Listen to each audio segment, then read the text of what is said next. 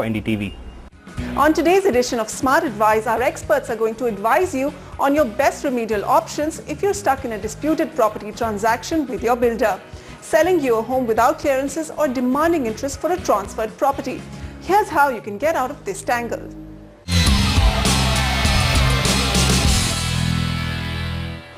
Thanks very much for joining us on this series, which all of you have been closely watching and following, Smart Advice, where all your key concerns are getting resolved by experts with simple, straight and implementable advice when it comes to buying or selling property. Unique questions with very unique answers on how to get out of a problem or a situation which is not stacked in your favor when dealing in property. Let me introduce my panel today. Samarjeet Singh, MD India Home. Samar, thanks very much. We also have with us property expert Vinay Singh from our Mumbai studio. Vinay, thanks for joining us. All right, we've got Colonel Sunil Nautiyal with his question today. Colonel, go ahead. Unique situation, what happened? Yeah, Manisha, I bought a house in Gurgaon at sector 111 and this was in July 2011.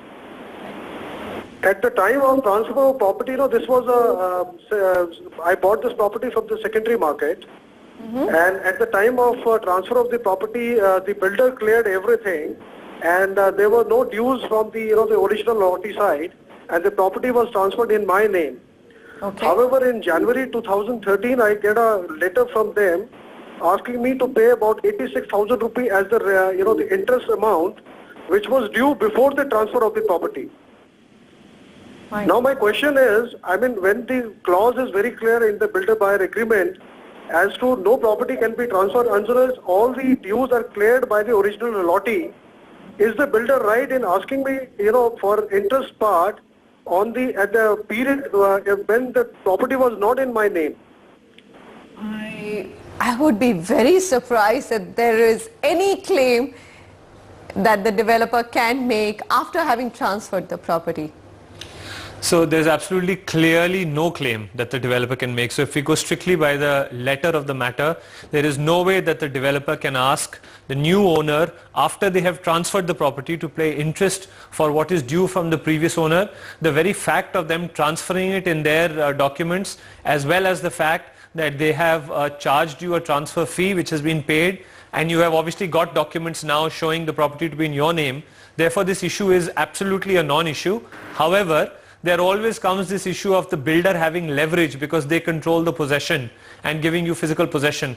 So my question would be that because it's a secondary sale, how far are you from possession? Because the only chance of the builder having any leverage or being able to bully or arm twist is only if they have not yet given possession, and they can make this clearing these dues as a condition for giving future possession. Sir, have you got possession?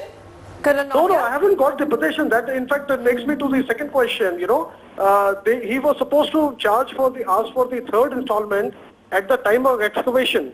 Okay. He has already asked for the third installment in the month of May 2012, but till date he has not started the excavation at all. Okay, I really think... Is it right on his part, to ask for the installment when he has not started the work? Fair enough. Colonel Nautiyal, this is seeming to me like a really fly-by-night operator.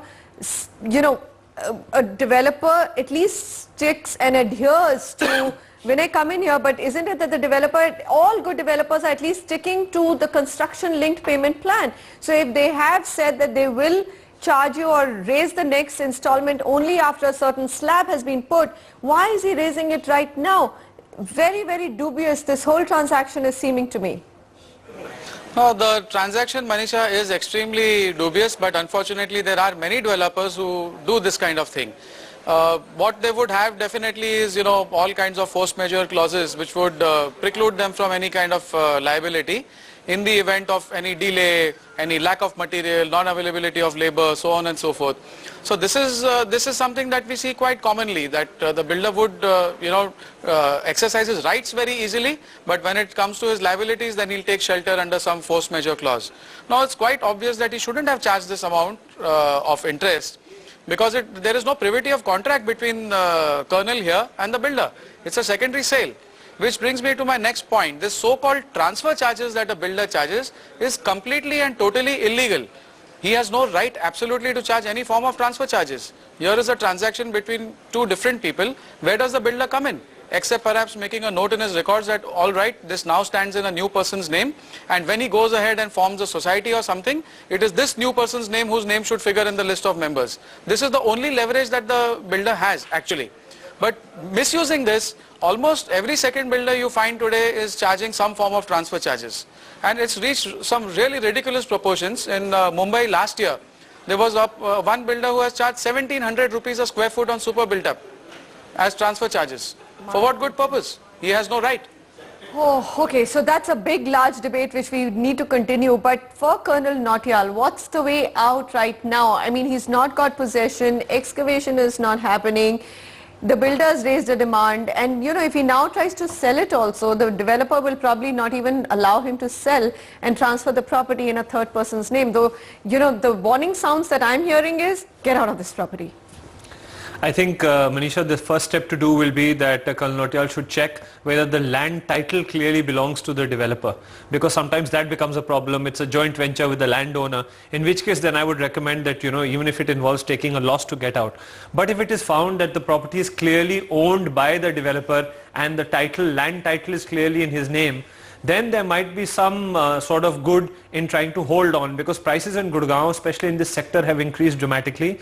And even though you might have bought it in the secondary market from a previous buyer, I think the fact is that you would have made a profit on the rates that you bought it at and the rates currently prevalent.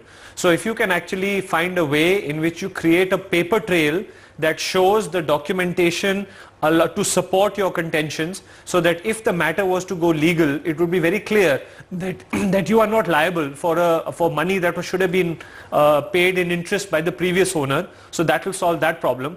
And you are very far away from possession right now, because if you're talking about excavation and possession is a couple of years away, then the leverage that the developer has over you is very limited. If he was to try and cancel your allotment, you have bought it in secondary, so he would not be able to do that. You would get it reinstated by a court right away. He does not have to give you possession for the next 1 or 2 years, so he cannot arm twist you to that level. So if the title is clear and the developer owns the land, and therefore you have got this flat transferred to your name, then you have a part of that title belonging to you. You should hold and make sure that the developer is not able to bully or arm twist by creating a document trail that supports you, that if the matter was to become a court matter or turn legal. But I think, Vinay, this is, until unless the developer takes back that crazy demand, I think a legal notice should be served, or you know, legal way is the only way out, isn't it? That's a call now that Colonel will have to take, and one thing he could do, that if he wants to, you know, take advantage of the appreciation as is probably the case here, what he could do is he could make this payment under protest and record that he is making the payment to buy peace, but at the same time he does not believe that he is liable to make this payment. So this would help him that maybe post-possession, if he still wants to fight it out, he can take it to court and it would be recorded that he did make this payment under protest. So now that's a choice, whether he wants to send a legal notice now and fight it out, or whether he wants to fight it maybe at some future date. All right. Okay, fair enough. Colonel, I hope you're hearing closely to what the advice has been. It is a very unfair situation and absolutely illegal is what both our experts are saying. But let's also understand just a little bit more, Samar, when Vinay has said that it's absolutely incorrect for a developer who's actually only opening his transaction book and writing down the name of the new owners and just filing papers. How can the cost of transferring that property be as high as what Vinay just spelled out, 1700 rupees per square feet? People should be buying a house at that price in some parts of the country. So, you know, you're absolutely right. There's all kinds of, costs that are passed on to customers as a way to reduce the headline cost, which means while they will charge you only a certain amount per square foot, but all these hidden charges, we discussed them before previously as well, all adds up, and including transfer fees is a big component.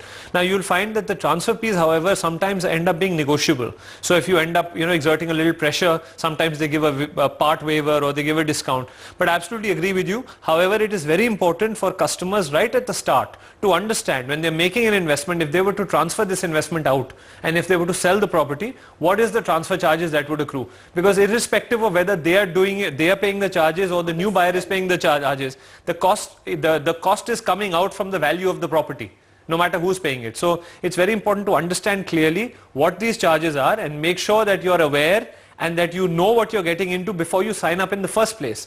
So, you know, a little bit of planning and being smart about it at the start can help you, save you from all these nasty surprises. Vinay, what do you do? I mean, if you don't want to, you're saying transfer charges are absolutely illegal. So how do you go about not paying them? Well, at least as far as a lot of people in Mumbai are concerned, I give them the same advice that the only hold the builder has is that he might not forward your name at the point of time of forwarding forming a society. If that is going to be the only instance, then let us record it at this particular juncture. Let us write a letter to the registrar of societies and inform him that I have purchased this property and tomorrow as and when the society is being formed, it is my name that should figure in the list of members. So at a future date, even if the builder does play a trick, our documentation will be on record and we can approach the registrar and ask him that my name must be substituted for the original name. This is not a difficult thing to do, it's not an expensive thing to do, and I think this will put an end to this really wrong practice that is, you know, become all pervasive and it's really become a monster.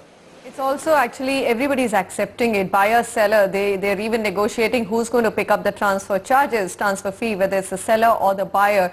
It's so deeply ingrained and now accepted as a norm. In fact, Vinay, you're the first one to highlight that even transfer fees is not at all legal and shouldn't be charged. Thank you very much for joining in today. Samar, thanks very much. Smart Advice is the segment that you're watching just to get clarity on how do you get law to be on your side, how do you make sure that you don't get into tricky situations with the developer, and how do you get out of tricky situations if you are in one. Thank you very much for joining me.